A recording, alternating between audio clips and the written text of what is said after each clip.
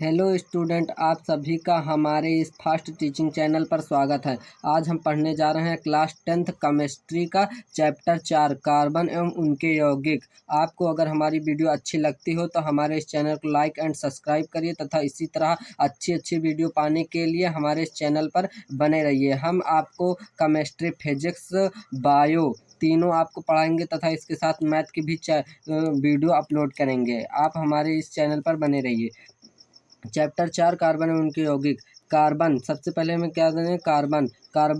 Carbon एक अधातु है जिसका परमाणु क्रमांक 6 होता है। कार्बन को C से प्रदर्शित करते हैं। कार्बन एक अधातु है जिसका परमाणु क्रमांक 6 होता है। कार्बन को C से प्रदर्शित करते हैं। कार्बन की संयोजकता कितनी होती है? कार्बन की संयोजकता 4 होती है।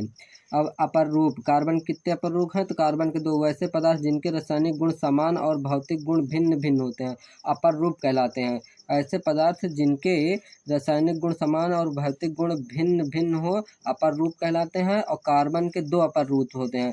कार्बन के दो अपर रूप होते हैं, पहला है ग्राफाइड और पहला है हीरा, दूसरा है ग्राफाइट। कार्बन के दो अपर रूप हीरा एंड ग्राफाइट। हीरे का गुण देखेंगे हम। नंबर 1, हीरा ताप व विद्युत का कुचालक होता है। हीरा जो ताप व विद्युत का कुचालक होता है। नंबर 2, शुद्ध हीरा पारदर्शी। नंबर 2, शुद्ध हीरा पारदर्शी तथा रंगहीन होता है। और नंबर 3, यह दुनिया का सबसे कठोर पदार्थ होता है। और नंबर 4, इसका अपवर्तनांक 2.41 होता है, 2.41 होता है। इसका अपवर्तनांक जो है वो कितना होता है? इसका अपवर्तनांक 2.41 होता है। अब हम ग्राफाइट के गुण देखेंगे। ग्राफाइट के गुण है, नंबर 1, यह विद्युत के कुचालक होता है। नंबर 2, कागज पर रगड़ने पर काला निशान बन जाता है। ये विद्युत का कुचालक होता है, कागज पर रगड़ने पर काला निशान बन जाता है। और नंबर 3, ग्राफाइट का उपयोग पेंसिल बनाने में किया जाता है। पेंसिल की नोक में जो काला पदार्थ भरा होता है वही वो जो है वो ग्राफाइट ही होता है। कार्बन के यौगिक। रसायन विज्ञान की वह शाखा जिसके अंतर्गत कार्बन तथा उनके यौगिकों का अध्ययन किया जाता है कार्बनिक यौगिक कहलाता है। कार्बनिक यौगिक जो है वो रसायन विज्ञान की वह शाखा है जिसके अंतर्गत कार्बन तथा उनके यौगिकों का अध्ययन किया जाता है। अब कार्बन यौगिकों का वर्गीकरण। सबसे पहला है खुली श्रृंखला और बंद श्रृंखला। खुली श्रृंखला जो है वो दो प्रकार के होते हैं, संतृप्त यौगिक और असंतृप्त यौगिक। और बंद श्रृंखला जो है वो समचक्रीय यौगिक और विषम चक्रीय यौगिक होता है। यौगिक। हाइड्रोकार्बन ये मोस्ट इंपॉर्टेंट टॉपिक आप इसे जरूर। हाइड्रोकार्बन वे कार्बनिक यौगिक जिनमें केवल हाइड्रोजन एवं कार्बन होते हैं उसे हाइड्रोकार्बन कहते हैं। वे कार्बनिक यौगिक जिनमें केवल हाइड्रोजन एवं कार्बन के यौगिक होते हैं उसे हाइड्रोकार्बन कहते हैं। इसके बाद हम देखेंगे हाइड्रोकार्बन के प्रकार। क्या देखेंगे? हाइड्रोकार्बन के प्रकार। नंबर 1 में है, ये दो प्रकार के होते हैं। नंबर 1 में है संतृप्त हाइड्रोकार्बन। वह हाइड्रोकार्बन जिसमें कार्बन व कार्बन के मध्य एकल बंध होता है उसे संतृप्त हाइड्रोकार्बन कहते हैं। संतृप्त हाइड्रोकार्बन वह हाइड्रोकार्बन जिसमें कार्बन व कार्बन के एकल बंध होता है, कार्बन व कार्बन के मध्य एकल बंध होता है उसे संतृप्त हाइड्रोकार्बन कहते हैं। संतृप्त हाइड्रोकार्बन के गुण। नंबर 1, संतृप्त हाइड्रोकार्बन कार्बन को पैराफिन या एल्केन कहते हैं। पैराफिन या एल्केन या इसे पैराफिन श्रेणी में भी रखा जाता है। संतृप्त हाइड्रोकार्बन जो है उसे पैराफिन श्रेणी में रखा जाता है। इसका प्रथम सदस्य जो है वो एल्केन होता है। ये एक ही सजातीय श्रेणी के सदस्य होते हैं। नंबर 3, इनकी चारों संयोजकताएं एकल या सहसंयोजी बंधों द्वारा संतृप्त होती हैं। इनकी चारों संयोजकताएं जो एकल या सहसंयोजी बंधों द्वारा संतृप्त होती हैं। नंबर 4, इसका समान सूत्र CnH2n+2 होता है जहां n कार्बन परमाणु की संख्या है। इसका समान सूत्र क्या है? इसका समान सूत्र है CnH2n+2 होता है और n परमाणु की संख्या होती है। इसका उदाहरण जो है, इसका उदाहरण देखे होंगे हम मेथेन। इसका उदाहरण कैसे है? मेथेन में 1H 2 3 4, ये क्या है? ये मेथेन और एल्केन।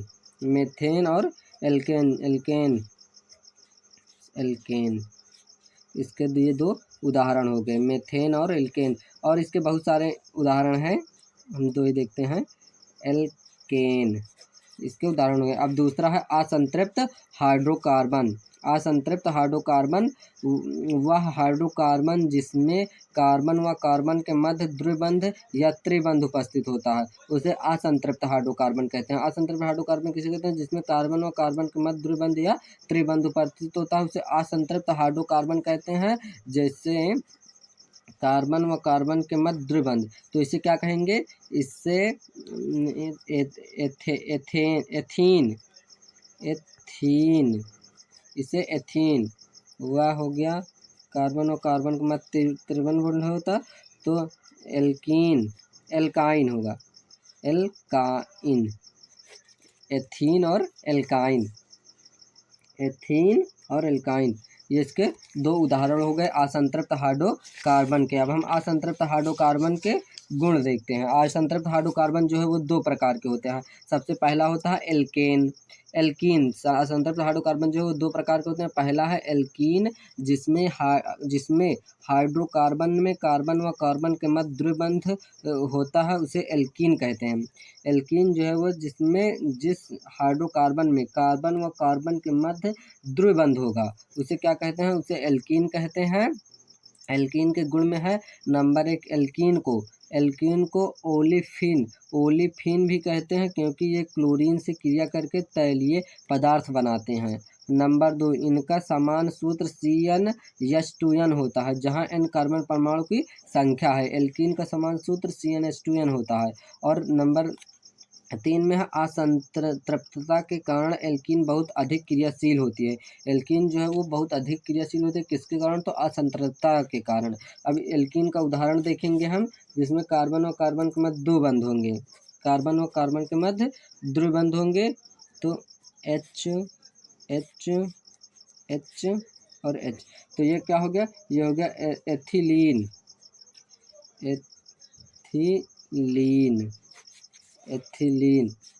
इसके उदाहरण हो गए।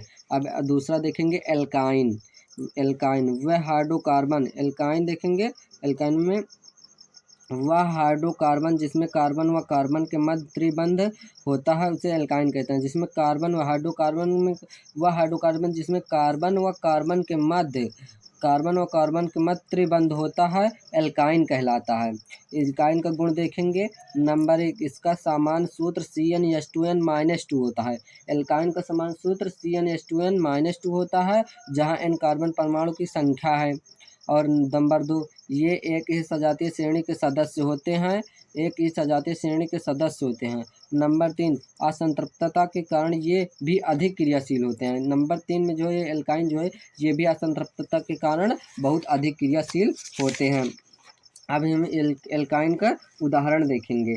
उदाहरण में एल्काइन के उदाहरण है C व त्रिबल बॉन्ड हो, C व C के मध्य कार्बन व कार्बन के मध्य कितने बॉन्ड हो? कार्बन व कार्बन के मध्य त्रिबल बॉन्ड हो, एक H यहाँ और एक H यहाँ, तो जैसे कार्बन कार्बन की संयोजकता पूरी हो रही है तो ये है एसिटिलीन। इसे क्या कहेंगे? एसिटिलीन, ये है एसिटिलीन। अब हम देखेंगे संतृप्त तथा असंतृप्त हाइड्रोकार्बन में अंतर। ये बहुत मोस्ट इंपॉर्टेंट टॉपिक है। ये कई बार बोर्ड पेपर में पूछा गया है कि संतृप्त तथा असंतृप्त हाइड्रोकार्बन में क्या अंतर है। तो संतृप्त तथा असंतृप्त हाइड्रोकार्बन में अंतर, संतृप्त हाइड्रोकार्बन और असंतृप्त हाइड्रोकार्बन। नंबर एक में है यह कम क्रियाशील होता है, यह अधिक क्रियाशील होता है। नंबर दो, यह मुख्य रूप से प्रतिस्थापन अभिक्रिया प्रदर्शित करते हैं, यह मुख्य रूप से योगात्मक अभिक्रिया प्रदर्शित करते हैं। नंबर तीन, ये ब्रोमीन जल का भूरा रंग नहीं उड़ाते हैं, ये ब्रोमीन जल का भूरा रंग उड़ाते हैं। ये जो है ब्रोमीन जल का भूरा रंग नहीं उड़ाते हैं, ये ब्रोमीन जल का भूरा रंग उड़ाते हैं। नंबर चार, ये ओजोन के साथ ओजोनाइट नहीं बनाते हैं, ये ओजोन के साथ क्रिया करके ओजोनाइट बनाते हैं। संतृप्त ओजोन के साथ क्रिया करके ओजोनाइट नहीं बनाएगा और असंतृप्त ओजोन के साथ क्रिया करके ओजोनाइट बनाएगा। अब देखेंगे हम हाइड्रोकार्बन का वर्गीकरण। हाइड्रोकार्बन दो भागों में बांटा गया है। नंबर एक, संतृप्त हाइड्रोकार्बन और असंतृप्त हाइड्रोकार्बन। संतृप्त हाइड्रोकार्बन में पैराफिन श्रेणी आती है जिसके अंतर्गत एल्केन को रखा गया है। एल्केन के मध्य सिंगल बॉन्ड होता है, इसका सूत्र होता है CnH2n+2 होता है। अब असंतृप्त हाइड्रोकार्बन इसे ऑलिफिन श्रेणी में रखा गया है। इस असंतृप्त के दो भाग होते हैं, एल्कीन और एल्काइन, जिसमें द्विबंध हो एल्कीन होता है, त्रिबंध हो एल्काइन होता है। और एल्कीन का सूत्र CnH2n होता है और एल्काइन का सूत्र होता है CnH2n-2 होता है। अब हम आगे देखेंगे अपमार्जक। ये अपमार्जक एक मोस्ट इम्पॉर्टेंट टॉपिक है, ये बोर्ड में कई बार पूछा। अपमार्जक या डिटर्जेंट्स, इसके गुण और उपयोग पूरा देखेंगे। वह कार्बनिक पदार्थ जिसमें साबुन की क्रिया की तरह मैल साफ करने का गुण पाया जाता है अपमार्जक कहलाता है। अपमार्जक जो है उसमें साबुन की क्रिया की तरह मैल साफ करने का गुण पाया जाता है, अपमार्जक कहलाता है। नोट, रासायनिक रूप में अपमार्जक लंबी श्रृंखला वाले एल्किल हाइड्रोजन सल्फेट या एल्किल बेंजीन सल्फोनेट होते हैं। एल्किल हाइड्रोजन सल्फेट या एल्किल बेंजीन सल्फोनेट जो है होते हैं ये अपमार्जक। अपमार्जक के गुण, नंबर 1, यह जल में विलय होता है। नंबर 2, इसके जलीय विलयन में आयनन हो जाता है। नंबर 3, ये जल के साथ मिलकर कोलाइडी विलयन बनाते हैं। जल के साथ मिलकर कोलाइडी विलयन बनाते हैं। उपयोग, यह घर की वस्तुओं को साफ रखने में किया जाता है। यह प्रबल अम्ल तथा प्रबल क्षार से प्राप्त उच्च अणुभार वाला लवण होता है। प्रबल अम्ल तथा प्रबल क्षार ये क्या होते हैं, इनको हम पार्ट केमिस्ट्री की पाठ दूसरे में इसको हमने पढ़ाया है, आप देख लीजिएगा। प्रबल अम्ल क्या है, प्रबल क्षार से प्राप्त होता है, उच्च अणुभार वाला लवण होता है। अब इसके बाद हम देखेंगे साबुनीकरण अपक्रिया या साबुन बनाने की अपक्रिया तथा गुण और उपयोग। साबुन, उच्च अणु भार वाले मोनो कार्बोक्सिलिक अम्लों के सोडियम तथा पोटेशियम लवण को साबुन कहते हैं। साबुन का सूत्र C17H35COONA होता है। इसे साबुनीकरण विधि भी कहते हैं, कि पेपर में देगा कि साबुनीकरण विधि को बनाने की विधि तथा गुण उपयोग सब लिखिए। तो ये जहाँ साबुन का है, जहाँ साबुनीकरण, दोनों एक ही लिखना है। कि उच्च अणुभार वाले मोनो कार्बोक्सिलिक अम्लों के सोडियम तथा पोटेशियम लवण को साबुन कहते हैं। सूत्र C17H35COONA होता है। बनाने की विधि, साबुन का निर्माण तेल और वसाओं के तनु NaOH या सोडियम हाइड्रोक्साइड तथा KOH पोटेशियम हाइड्रोक्साइड द्वारा जल अपघटन से साबुन प्राप्त होता है। किससे, तो तेल और वसाओं के तनु NaOH जिसे सोडियम हाइड्रोक्साइड कहते हैं तथा KOH या पोटेशियम हाइड्रोक्साइड, दोनों में से कोई एक लेना होता है हमें, द्वारा जल अपघटन से साबुन प्राप्त होता है। देखो CH2OC OC17H35 और CHOC OC17H35 और CH2OC OC17H35 प्लस 3NaOH से जब हम अभिक्रिया कराएंगे तो CH2OH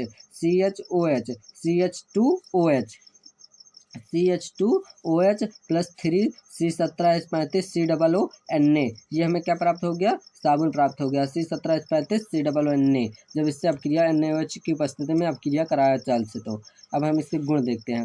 नंबर 1, साबुन जल में विलय होता है। नंबर 2, यह अत्यंत उपयोगी होता है। नंबर 2, यह अत्यंत उपयोगी होता है। नंबर 3, इसका स्वच्छकारक क्रिया स्पर्श विदित होता है। स्वच्छकारक क्रिया स्पर्श विदित होता है। नंबर 4, साबुन पर्यावरण मैत्री होना चाहिए। साबुन कैसे होना, साबुन पर्यावरण मैत्री हो जाए। ये 7 नंबर का क्वेश्चन पूछा जाता है, आप इसे जरूर रट लीजिएगा।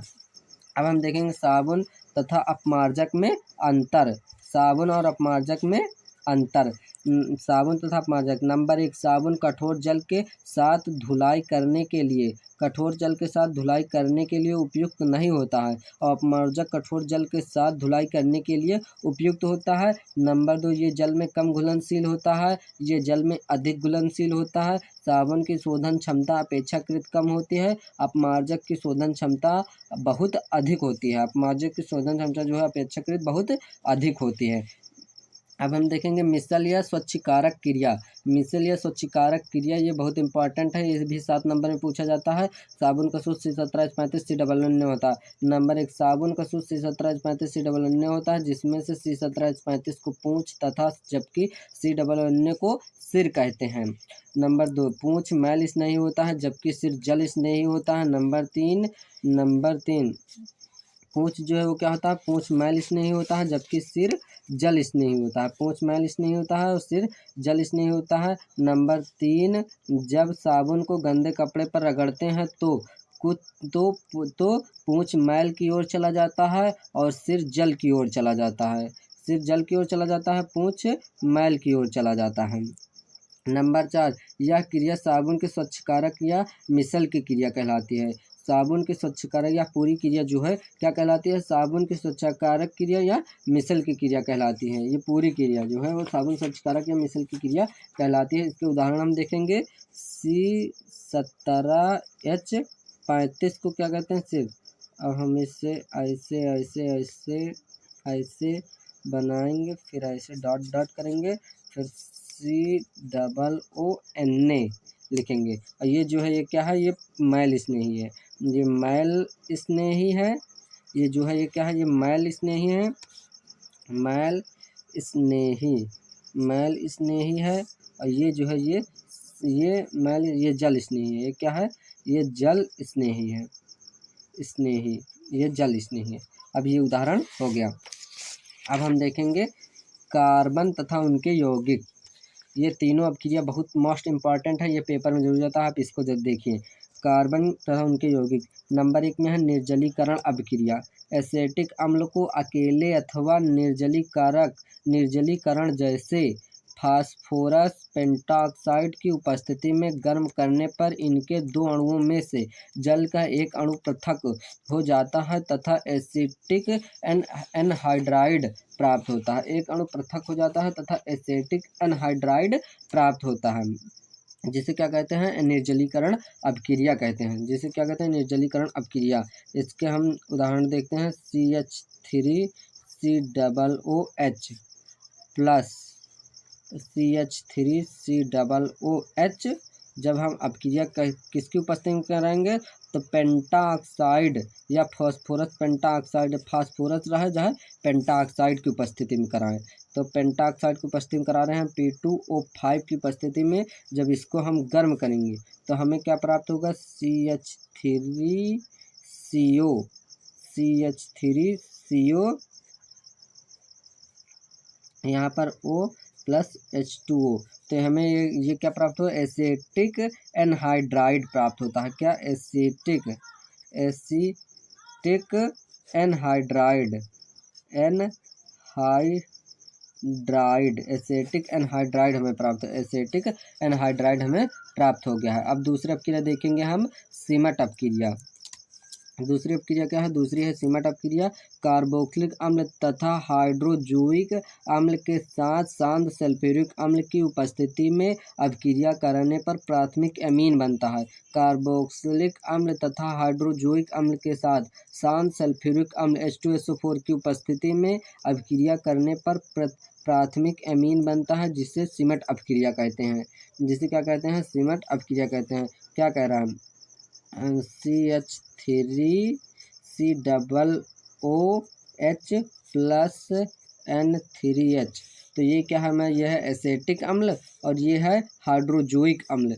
किसकी उपस्थिति में, हमें H2SO4 सल्फ्यूरिक अम्ल, H2SO4 सल्फ्यूरिक अम्ल की उपस्थिति में जब क्रिया कराएंगे तो हमें प्राप्त होगा CH3NH2 प्लस CO और प्लस NH2। ये दोनों इसका निशान लगाएं तो क्या हो रहा है, ये ऑक्सीकृत हो रहा है, मतलब वो उड़ जा रहा है। जो गैसें होती हैं वो निकल जाती हैं, तो ये सब निकल जा रहे हैं गैस हैं, इसलिए इधर ऑक्सीकृत हो रहा है। ये क्या है, मेथिल एमीन, मेथिल एमीन है। इनमें methyl methyl methyl amine, methyl amine, amine प्राप्त हो गया ना हमें, ये सीमेट अपक्रिया। अब तीसरा हम देखेंगे एस्टीकरण अपक्रिया।